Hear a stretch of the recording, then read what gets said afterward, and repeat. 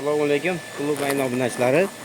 Sizlar uchun mana tepaga serka tortgandik, ko'rsataman deb sizlar uchun yana bitta yangilik qildik. Ichkari temperaturani pasaytirish uchun, so'ng yema ikkidan baland bo'lmagan ko'payish uchun biz shuning uchun yerga mana mikroklimat qo'ydik. Mana suv chachyapti, suvlarni mana tuman qilyapti taglarida.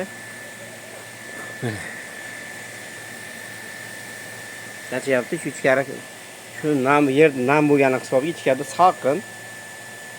Ancha salqin ichkarilari. Nega ko'ryapsan, mo'ylovlarni chiqib yotibdi, qayta ko'chaga chiqarish jarayonlari hali ham qilyapmiz. Mana yangi tayyorlagan ko'chalarimiz. Murama, Albion, Kabrilla, xudo xolasa, ularning tayyorlab bo'lib egalariga beramiz. Mana ko'chati bo'yi, balandligi mana ancha baland ko'tarilib qoldi. Shunaqa bo'lib, xudo xolasa chiqayotgan gullarni hammasini yulib boryapmiz. Mana bu yerda bitta qolgan gullarni olib tashlab, xudo xolasa mana shuni bitta ko'tarib ko'raylikchi, nima bo'lar ekan.